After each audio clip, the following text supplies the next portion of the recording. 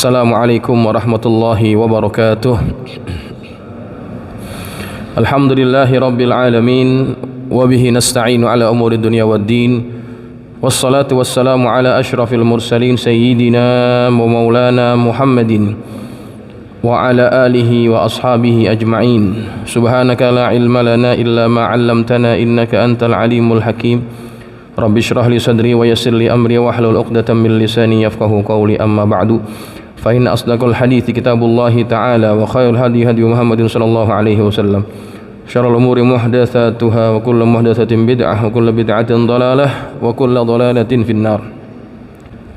Hadirin jamaah yang dirahmati Allah, kita akan meneruskan pengajian kitab Tafsir Marah Labid atau Tafsir Al-Munir yang dikarang oleh Syekh Muhammad Nawawi Al-Bantani. Bismillahirrahmanirrahim. Qala Syekhul Musannif rahimahullahu ta'ala wa ghafara lahu wa liwalidayhi wa limasyayikhihi wa nafa'ana bi ulumihi fid dharain, amin. Kita berhenti pada ayat yang berbunyi wa idza sa'alaka ibadi anni fa inni qarib. Bagian ini kita sudah bahas pada minggu yang lalu, bahwa ada seorang A'rabi datang kepada Nabi. Dia bertanya, di mana Allah Tuhan kita itu berada? Apakah dia itu jauh, kemudian kita perlu menyerunya dengan suara yang lantang, ataupun dia itu dekat yang perlu kita seru dengan panggilan yang perlahan? Kemudian dijawablah oleh Allah, wa idza sa'alaka ibadi anni fa inni qarib. Dan apabila hamba-hambaku bertanya kepadamu tentang aku, maka katakanlah aku itu dekat.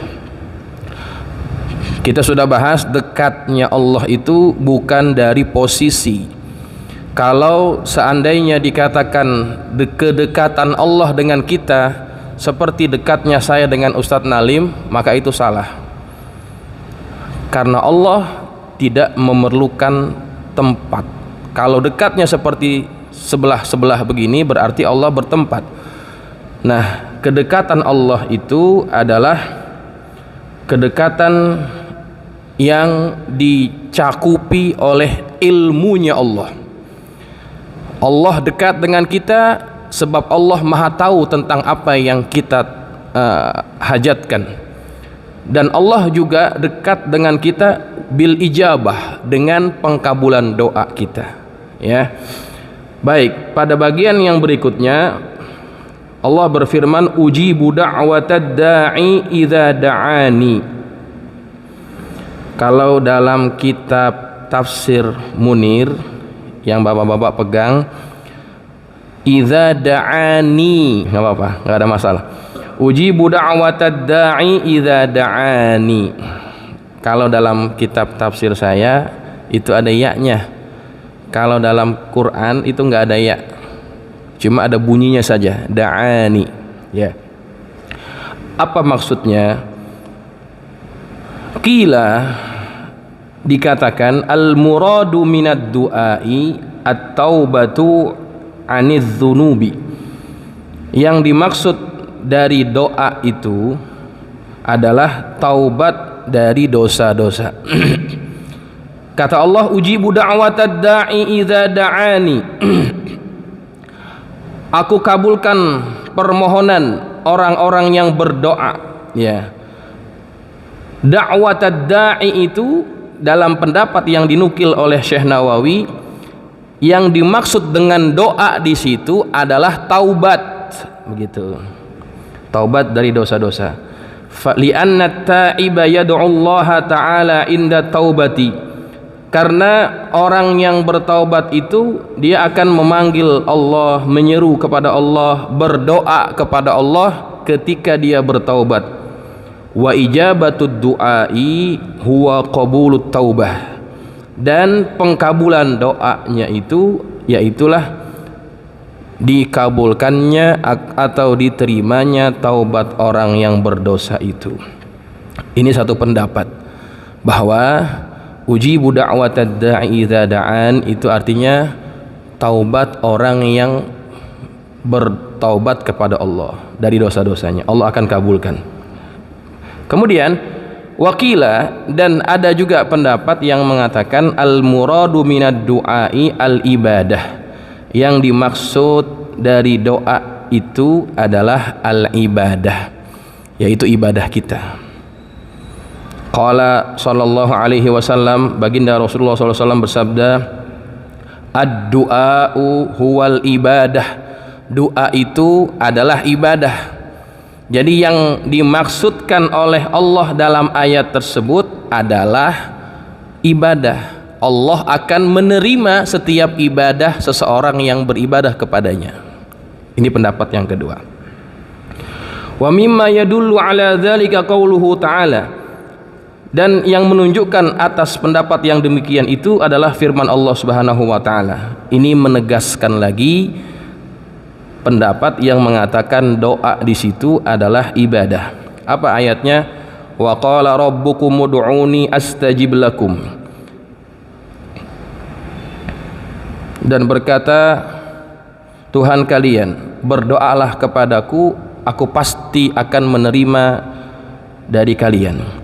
Innal ladzina yastakbiruna an ibadati, sesungguhnya orang-orang yang menyombongkan diri dari beribadah kepadaku, sayadkhuluna jahannama dakhirin, maka mereka akan masuk ke dalam neraka jahanam dalam keadaan hina. Ya, di ayat ini Allah menggabungkan perkataan ud'uni astajib lakum, kemudian disambung dengan perkataan Allah lagi, innal ladzina yastakbiruna an ibadati, orang-orang yang menyombongkan diri dari beribadah kepadaku, enggak mau ibadah kepada aku, maka orang tersebut akan masuk ke dalam neraka jahanam. Nah, dari ayat ini kita bisa mengambil pelajaran bahwa orang yang enggak mau berdoa itu dianggap sama seperti orang yang enggak mau beribadah. Ya, berarti dia tergolong orang-orang yang sombong. Jadi ini pendapat, ya, pendapat dari para pentafsir Al-Quran. Ala kulli hal, dua pendapat ini kedua-duanya bisa diterima, ya. Bisa doa itu artinya adalah taubat, bisa doa itu artinya ibadah, ya, yang kesemuanya itu pasti diterima oleh Allah Subhanahu wa taala. Dan juga bisa doa ini juga bermakna doa yang kita fahami, yaitu permintaan kita kepada Allah. Ya. Doa secara bahasa adalah permintaan dari pihak yang rendah kepada pihak yang lebih tinggi, itu namanya doa. Kalau dari yang pihak yang atas kepada yang bawah, itu namanya apa? Itu namanya amr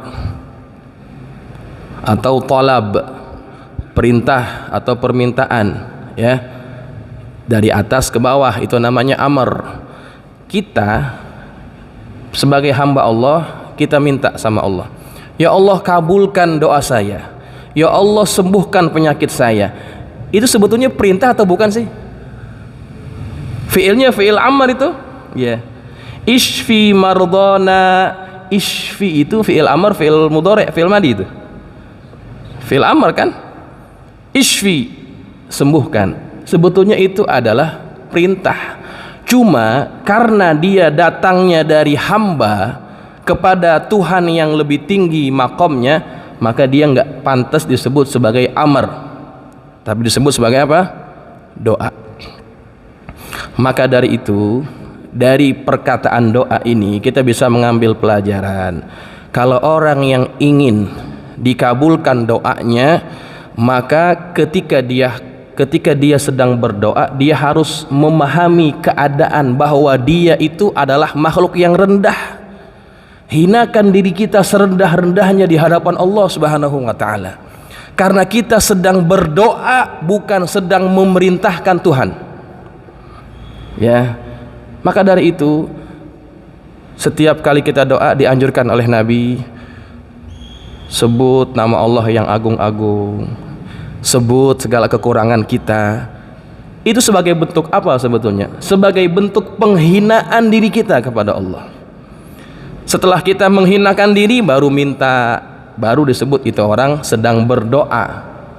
Tapi kamu kalau misalkan ada orang tiba-tiba doa, ya Allah kabulkan doa saya, ya Allah sembuhkan penyakit saya, ya Allah lunasi utang saya, dia nggak nyakui kesalahannya, dia nggak ngakui kekurangan dirinya, ini orang nggak sadar bahwa dia sedang ngapain sama Tuhan.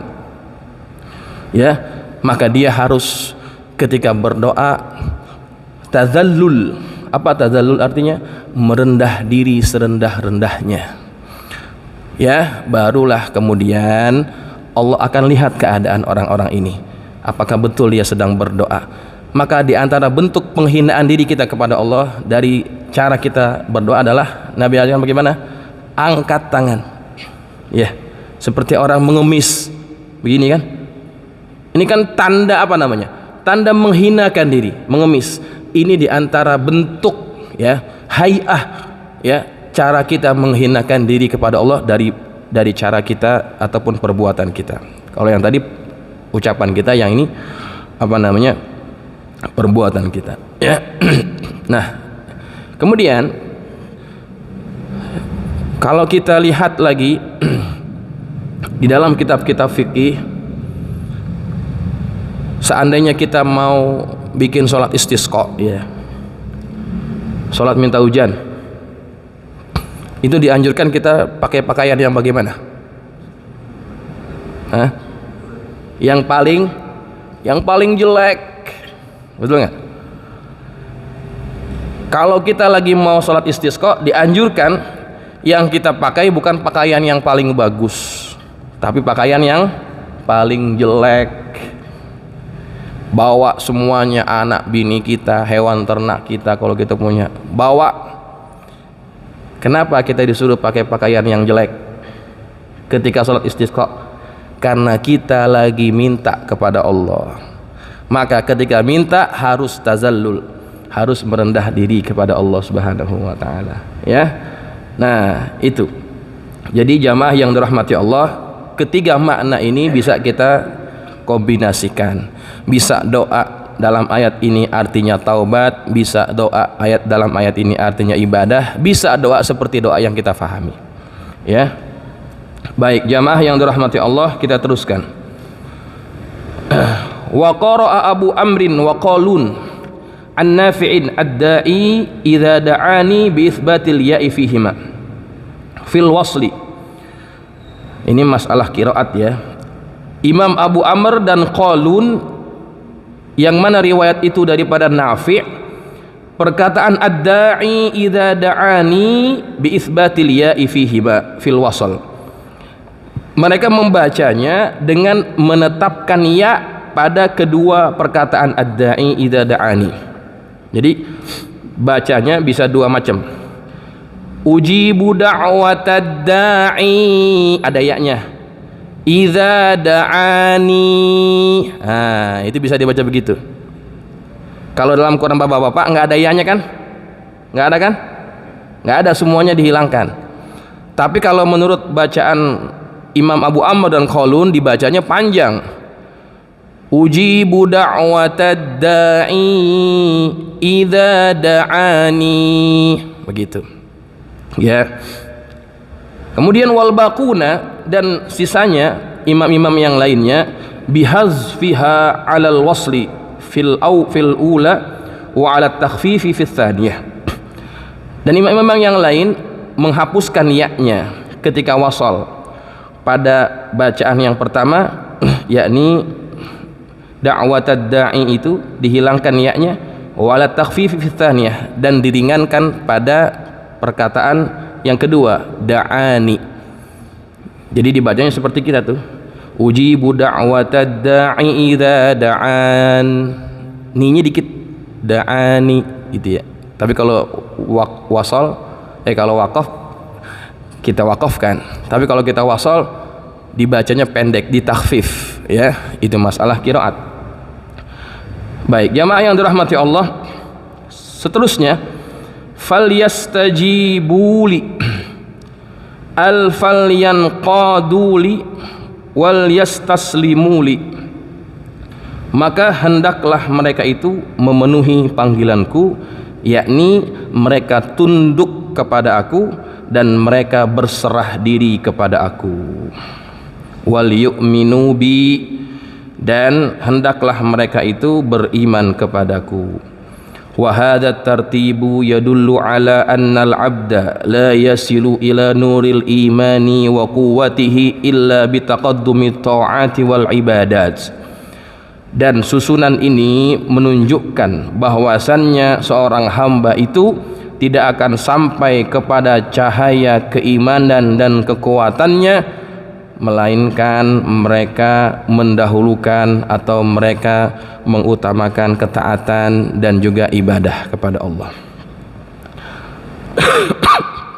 La'allahum yarshudun, agar mereka memperoleh kebenaran. Ayyahtadu bi masalihi dinihim wa dunyahum, yakni mereka mendapatkan petunjuk bagi kemaslahatan agama mereka dan kemaslahatan dunia mereka. Idza stajabu li wa aminu bi, apabila mereka memenuhi perintahku dan juga beriman kepada aku.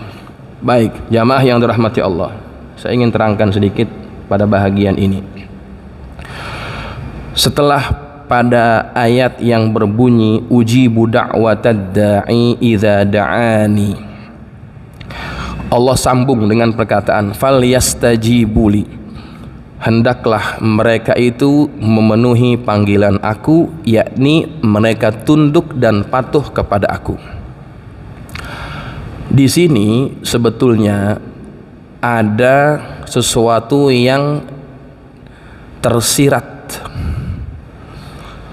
bahwa apabila orang ingin doanya dikabulkan oleh Allah, falyastajibuli, maka hendaknya mereka mentaati Allah Subhanahu wa taala.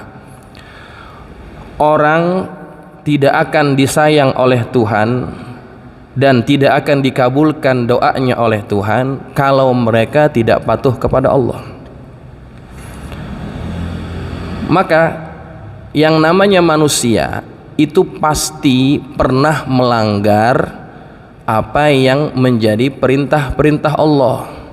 Sedangkan pada ayat ini Allah katakan falyastajibuli, hendaklah mereka itu memenuhi perintah-perintah aku. Tetapi yang namanya manusia nggak pernah lepas daripada dosa. Maka dari itu, di antara bentuk susunan kita ketika kita akan meminta kepada Allah, kalau kita pernah terlanjur melakukan dosa dan maksiat kepada Allah, hendaknya dibereskan dulu yang ini. Sebab syarat untuk dikabulkan doa itu disebutkan di situ. Falyastajibuli, hendaknya mereka itu patuh kepada aku, tunduk kepada aku. Lah kita banyak dosanya, maka syarat pertama kalau kita mau berdoa, minta ampun dulu, taubat dulu kepada Allah Subhanahu wa taala atas dosa-dosa kita. Ya. Jadi jangan langsung doa, minta dulu ampunan Allah. Dosa itu ibarat penghalang. Doa kita mau naik, karena ada penghalang nggak jadi nembus, turun lagi ke bawah. Kalau halangan itu sudah dihancurkan dengan istighfar dan taubat kita, maka barulah doa ini akan naik ke atas, diterima dan didengar oleh Allah Subhanahu wa taala. Ya. Maka ketaatan kepada Allah itu wajib. Ya. Semakin orang ingin dikabulkan hajatnya, ibadahnya harus semakin meningkat, begitu. Ya. Nabi Ayyub alaihi salam, beliau itu pernah diuji dengan penyakit, kan, penyakit yang cukup parah. Setelah diuji dengan penyakit, ternyata ibadah Nabi Ayyub alaihi salam itu bukan semakin berkurang, tapi semakin bertambah kepada Allah. Maka atas keadaan ini,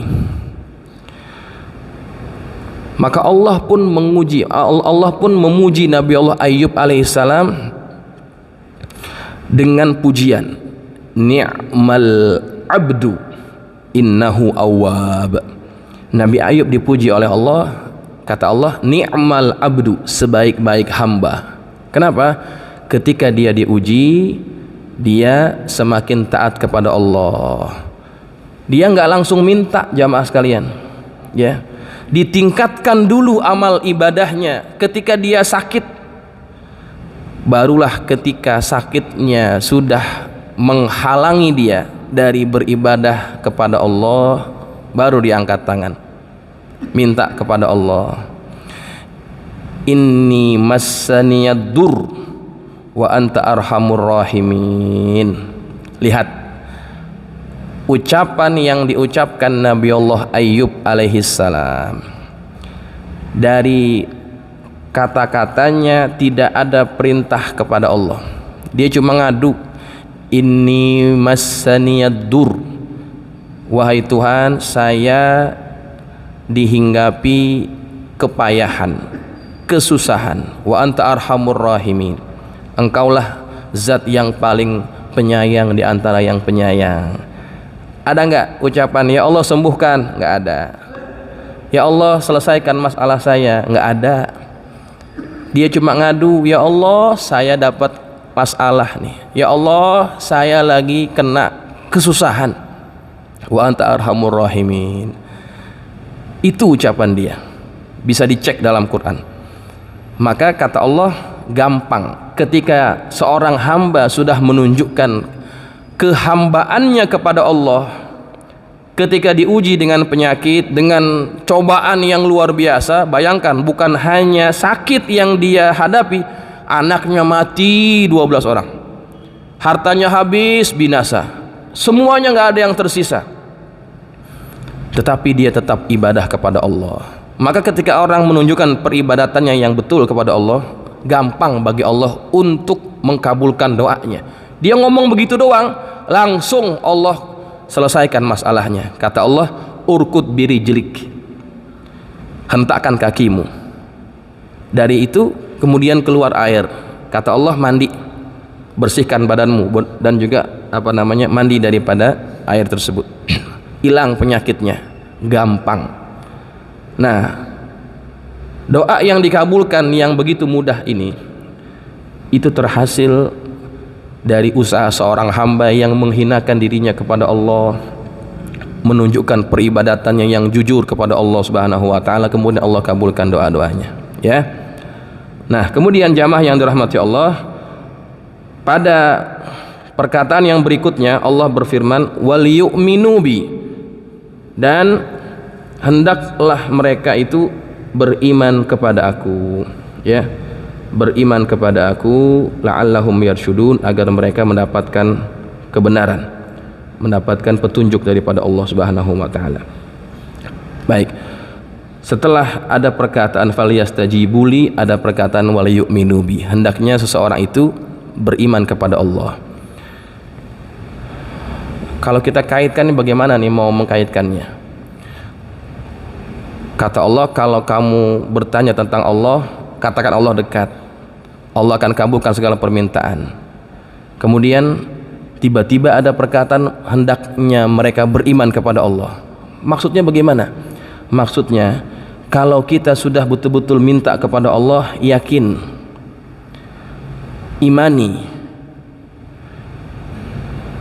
jangan ragu-ragu bahwa Allah tidak akan mengkabulkan doa kalian. Jangan sampai ada perasaan begitu. Wal yu'minu bi, yakinlah kepada Allah, percayalah kepada Allah Subhanahu wa taala, ya, begitu. Makanya dalam satu hadis Nabi katakan, ud'ullaha wa antum muqinuna bil ijabah, berdoalah kepada Allah dan kalian yakin bahwa doa kalian itu dikabulkan oleh Allah. Dan kita harus ingat jamaah yang dirahmati Allah, bahwa ketika orang berdoa, Allah itu punya hak. Hak untuk apa? Hak untuk langsung mengkabulkan doanya, hak untuk memilihkan yang terbaik bagi dirinya, atau Allah juga berhak menahan doa ini dari dikabulkan di dunia, tapi Allah akan kabulkan nanti di akhirat. 3 kemungkinan ini bisa. 4 yang terakhir, Allah punya hak untuk menolaknya. Ya, nih ada kemungkinan 4 perkara ketika orang berdoa, bisa diterima, bisa ditolak, bisa diganti dengan yang lebih baik, bisa ditahan untuk dikabulkan di dunia tapi nanti dikabulkannya di akhirat. Ya, jadi kita harus yakin, kalau nggak dikabulkan kemudian kita berhenti berdoa, kita salah. Ya, artinya apa? Artinya kita nggak yakin sama Allah. Kalau kita berdoa kepada Allah, yakin, ud'uni ujibu da'watad da'i idza da'an, itu yang katakan Allah, ujibu da'watad da'i idza da'an. Tetapi caranya itu harus mengikut cara Allah, bukan mengikut cara kita. Ya, dalam satu siaran radio ada seseorang yang menelepon ya ke satu stasiun radio. Waktu itu ada program ataupun siaran berkaitan dengan konsultasi kehidupan ya. Ini terjadi di Saudi. Dia cerita, saya punya pengalaman, saya ini punya calon istri, ini wanita sudah saya sudah saya lamar, sudah saya pinang. Kemudian menjelang beberapa minggu hari pernikahan mereka, ini perempuan membatalkan pernikahannya. Tentu sebagai laki-laki yang sudah kadung jatuh cinta, dibatalkan pertunangannya tentu kecewa ya. Tapi ini orang yang betul-betul bagus keimanannya, keyakinannya kepada Allah. Dia doa sama Allah ya, dia minta sama Allah agar apa? Agar ini wanita bisa kembali lagi sama dia, bisa jadi istrinya. Bangun malam minta sama Allah ya, setiap kali sholat dia minta sama Allah agar ini orang dikembalikan. Berjalan ini kebiasaan, sampailah ini gadis akhirnya menikah dengan orang lain ya. Ini gadis menikah dengan orang lain. Menurut kacamata kita, doa ini orang dikabulkan atau tidak? Enggak ya, karena yang dia minta ini balik lagi sama dia, tapi ternyata dia kawin sama laki-laki lain. Menurut kacamata kita, doa orang ini ditolak. Tapi jangan cepat-cepat berkesimpulan seperti itu. Nah, setelah wanita ini nikah, dia berhentilah berdoa ya. Mau ngapain? Jadi bini orang didoain lagi ya, berarti mengharapkan keruntuhan rumah tangga orang dong kalau doain lagi. Akhirnya dia berhenti, dia redha. Nah, setelah beberapa bulan pernikahan gadis ini, perempuan ini, dia dapat kabar kalau ini gadis, ini perempuan divonis dia punya penyakit kanker payudara. Singkat cerita, perempuan ini meninggal. Orang ini meninggal. Setelah dia meninggal, si lelaki ini baru dia bersyukur, dia paham ya, dia paham kenapa Allah tidak menjodohkan dia dengan si wanita ini. Dia mintanya supaya gadis ini kawin sama dia, tetapi ternyata Allah nggak kehendaki itu. Allah kepengen dia nikah dengan perempuan yang lain. Nah, kemungkinannya bisa Allah berikan pilihan yang lainnya. Setelah dia tahu ini gadis meninggal akhirnya dengan penyakit itu, dia bersyukur kepada Allah dan semakin yakin bahwa doa kita kepada Allah itu akan dikabulkan oleh Allah menurut cara yang terbaik menurut Allah Subhanahu wa taala. Iya. Seandainya dia nikah juga dengan wanita ini, tentu dia melewati hari-hari pernikahan yang tidak dipenuhi dengan keceriaan, kegembiraan. Tadi kan kita jawab di awal, ketika ini gadis kawin sama laki-laki lain, kita pikir doanya ditolak, tapi ternyata tidak. Allah tetap mendengarkan doa kita. Ingat, ujibu da'watad da'i idza da'an. Allah akan ijabah doa orang yang berdoa. Tetapi harus ingat, di akhir ayat itu Allah katakan apa? Wal yu'minu bi. Hendaknya mereka itu yakin kepada Allah, beriman kepada Allah terhadap apapun cara Allah dalam mengkabulkan doa kita. Ya. Nah, ini penting untuk kita garis bawahi pada bagian akhir ini. Kita harus berhusnuzon senantiasa kepada Allah. Jangan berhenti berdoa. Karena ketika orang sudah berhenti berdoa, berarti dia sudah berburuk sangka kepada Allah bahwa Allah tidak kabulkan doanya.